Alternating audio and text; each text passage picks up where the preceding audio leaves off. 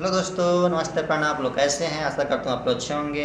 आइए दोस्तों, आप लोगों के बीच में एक भोजपुरी सॉन्ग गा रहा हूँ। आप लोग को अच्छा लगा तो लाइक कमेंट कीजिए और हमारे चैनल को सब्सक्राइब कीजिए। कहिया ले जान तू मचैब खलबली, 2 दिन के लइका भइल बाटे बाहुबली। कहिया ले जान तू मचैब खलबली, 2 दिन के लइका भइल बाटे बाहुबली। करे जाहो कहो अब ना चिड़ैया उड़ी बाज उड़े वाला बा, अब ना चिड़ैया उड़ी बाज उड़े वाला बा। राज कर सोना हो माहौल बदले वाला बा, राज कर सोना हो माहौल बदले वाला बा। हेलो दोस्तों, गाना कैसे लगा? अच्छा लगा तो लाइक कमेंट कीजिए और हमारे वीडियो में बने दोस्तों। आप लोग देख ले हबो करवा कात जनुआ, तोरा ऊपर बाघावा के हाथ जनुआ।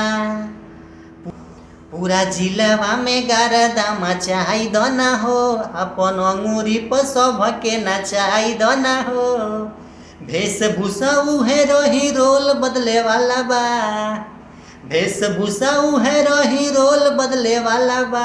राज कर सोना हो माहौल बदले वाला बा, राज कर सोना हो माहौल बदले वाला बा।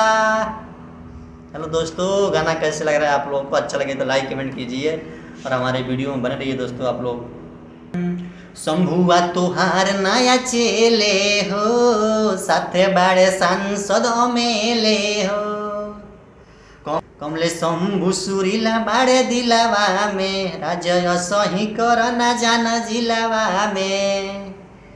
पिस्तल ना दुनाली रही होल बदले वाला बा, पिस्तल ना दुनाली रही होल बदले वाला बा। राज कर सोना हो माहौल बदले वाला बा, राज कर सोना हो माहौल बदले वाला बा। कहिया ले जान तू मचैब खलबली, 2 दिन के लइका भइल बाटे बाहुबली। कहिया ले जान तू मचैब खलबली, 2 दिन के लइका भइल बाटे बाहुबली। करे जाहो कहो अब ना चिड़ैया उड़ी बाज उड़े वाला बा, अब ना चिड़ैया उड़ी बाज उड़े वाला बा। राज कर सोना हो माहौल बदले वाला बा, राज कर सोना हो माहौल बदले वाला बा। हेलो दोस्तों, आप लोग गाना कैसे लगा? अच्छा लगा हो तो लाइक कमेंट कीजिए और हमारे चैनल को सब्सक्राइब कीजिए। प्लीज़ दोस्तों, आप लोग सपोर्ट कीजिए ज़्यादा से ज़्यादा।